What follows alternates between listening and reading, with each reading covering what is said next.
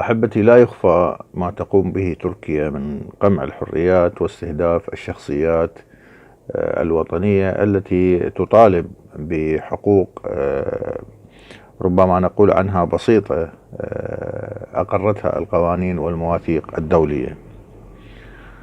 ومن بين الشخصيات التي اعتقلتها الحكومة التركية هو عبد الله أوجلان. وعبد الله أوجلان هو ليس شخصية ينتمي لقومية معينة، بل هو شخصية أممية، رجل مفكر كبير طرح آرائه من خلال نتاجه الفكري ومصنفاته التي اطلع عليها العالم، وهي عبارة عن نظرية تقوم على أساس، يعني الملخص مالها أن الشرق الأوسط لم تنجح به تجربة بناء الدولة القومية، كذلك الحال لا يمكن أن تقوم به دولة على أسس دينية، فالأفضل هو قيام دولة هذه الدولة تكون بها الرئاسة مشتركة وتشكل بها مجالس تنفيذية وتشريعية توزع على وفق التركيبة السكانية الموجودة. وقرأ منطقة الشرق الأوسط قراءة واسعة من خلال كتابه الأمة الديمقراطية،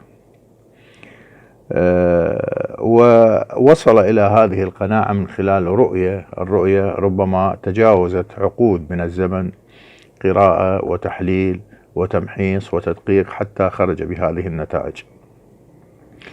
يعني ما من أدنى شك أن كل هؤلاء القادة تعرضوا، يعني أقصد المفكرين في العالم، تعرضوا إلى ما تعرضوا له نيلسون مانديلا، هوشيمين، يعني كثير من هؤلاء، حتى كارل ماركوس يعني تعرض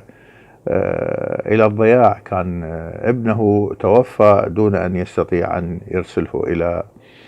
العلاج. حرم نفسه عبد الله أوجلان من كل مقومات الحياة، واشترى لآرائه ولشعبه حياته، بل باع حياته لشعبه لكي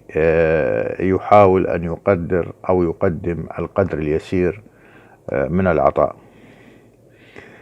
يعني أنا من هذا المنطلق أعلن تضامني مع هذا الرجل، وأعتبر التضامن الذي أبديه أنا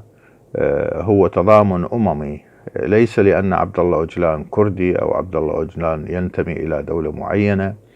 ولكن لأن عبد الله أوجلان وضع آراءه وأفكاره تحت تصرف الجميع، وبالتالي فهو لا يمكن أن يعد من المفكرين المرتبطين بأمة رغم انتمائه إلى